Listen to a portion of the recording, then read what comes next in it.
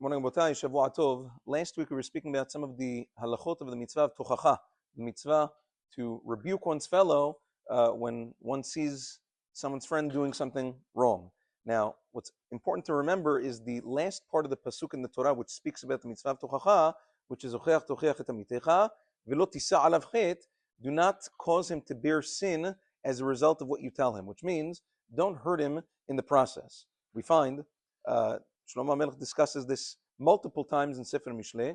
If the point of rebuke was to condescend or to feel superior over the other person, then you're right, you could say it however you want, and you should even be as harsh as possible.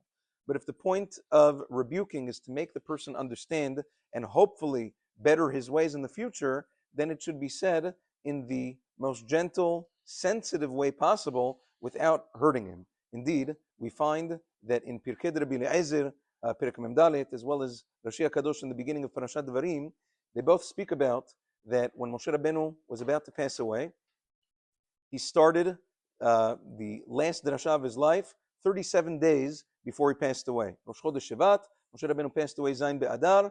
He spoke to Am Yisrael, he gave them a drasha for 37 days.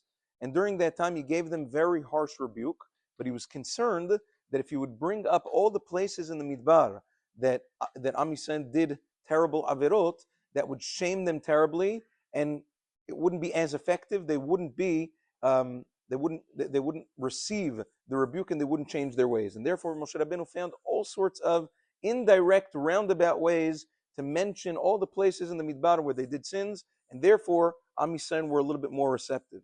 There's a Chazal bring a midrash what this is like. The midrash says that once a king had a beautiful rose garden, roses and many different flowers in the garden.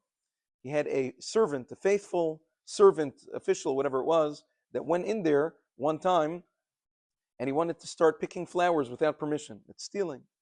The midrash says that there was a guard dog, a dog on the outside of the garden, ferocious, like a pit bull. Anybody, a Rottweiler, anybody who got close, he would tear him apart. The official didn't realize. He went into the garden, and behemet, the dog tore him apart. It bit him, tore his clothes, whatever. Terrible. The king heard barking of the dog from the palace. He looked from the window, and he saw what was going on.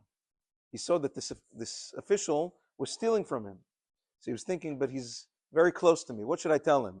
If I tell him straight, he's going to be very ashamed, and I don't know what our relationship is going to be. So the king decided next time he saw the official with his torn clothes and whatever, he says, you see, this foolish dog. I have to switch the dog. Look what this dog does to people. And by speaking about the dog, the officer, the official understood. He says, apparently the king saw me. And by talking to him that way, he says, I'm really sorry, I apologize. And he was Choser B'Tshuva as a result of that. That is the appropriate way. That's what Moshe Rabbeinu did to Am Yisrael. And that's the appropriate way to give Musar, in which case a person is more receptive to the rebuke and hopefully will mend his ways going forward. Have a wonderful day. Shabbat.